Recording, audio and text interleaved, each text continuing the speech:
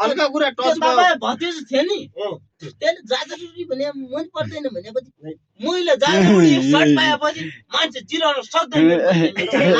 हो त झारगोटी सर्ट हो त्यही भन्नाले त मलाई फेरि हल्का कुरामा हो त अनि जाजरगुडी सर्ट परेपछि बडालाबाट यता सुन बडालाबाट गलीलाई घर घर पुर्या होइन सालमा मान्छेलाई पुर्या होइन पहिला जमानामा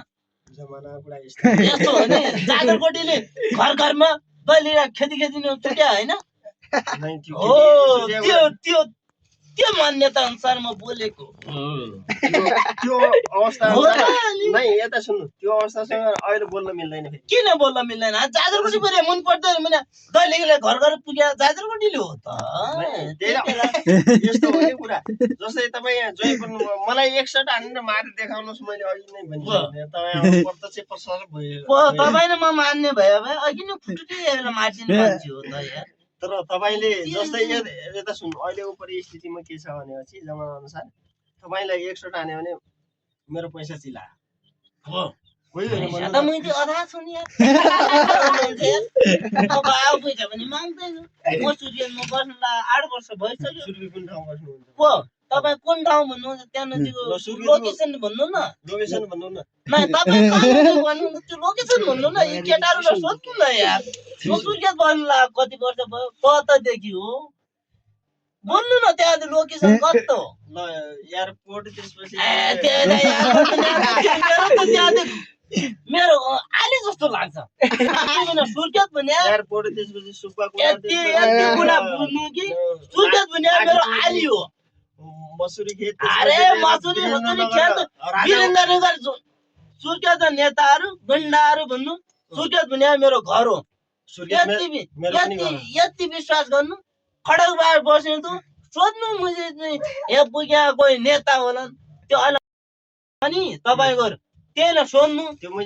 यो को हो खडकबार बस्नु को भने सोध्नु त्यसपछि क्लियर कुरा हुन्छ मेरो आमा कसो सुर्खेत भने मेरो घर हो क्या मेरो आली हो यार कुरा गर्नुहुन्छ सुर्खेतका केटाहरू भन्नु केही भन्नु सुर्खेत भने मेरो आली हो तपाईको केटाहरू कुन ठाउँमा खानु नै सुर्खेत भन्नु तपाईको केटाहरू कतन म अहिले टाउन ल्याउनु तपाईको केटाहरू